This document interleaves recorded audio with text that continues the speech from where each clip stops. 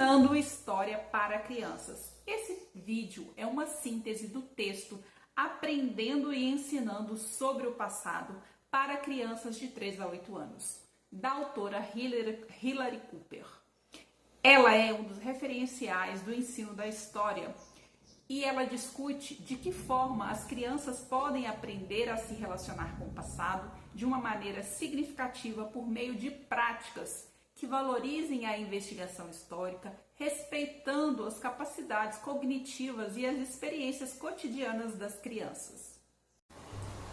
A ideia central do texto de Hilary Cooper defende que o ensino da história para crianças pequenas não deve se limitar à memorização de datas e fatos prontos. Pelo contrário, a autora nos diz que é possível sim ensinar história para crianças de 3 a 8 anos, pois elas são capazes de desenvolver o pensamento histórico, desde que sejam estimuladas da maneira correta, por meio de experiências concretas, investigação, diálogo e uso das fontes históricas adequadas à sua idade. Segundo a autora, ensinar sobre o passado significa ensinar a questionar, levantar hipóteses, construir sentidos e não apenas receber informações prontas.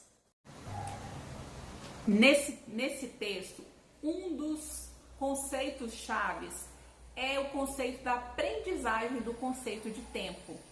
Ela diz que a construção do conceito de tempo histórico pelas crianças é essencial para o ensino do passado e da história.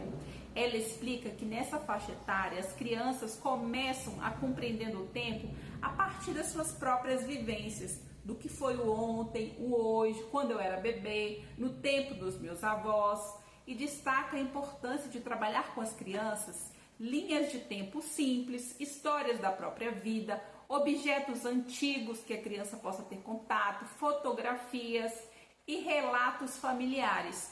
Todos esses exemplos são formas de comparar o que era passado com o presente. Então, comparar a escola antiga com a escola atual, comparar o tempo dos meus avós com o meu tempo, permanências, mostrando a ideia de mudanças e de permanências, desenvolvendo desse modo os conceitos iniciais de passado e presente e a transformação ao longo do tempo. Outro elemento essencial no texto de Hilary é o uso de fontes históricas, o uso de como objetos, imagens, brinquedos antigos, relatos orais. Hilary vai nos dizer e afirmar que observar e analisar essas fontes são formas de incentivar as crianças a fazer inferências, ou seja, levantar hipóteses sobre como as pessoas viviam no passado. Por exemplo, você pode pegar um brinquedo antigo e pode perguntar: o que vocês acham? Como vocês acham que as crianças brincavam antigamente?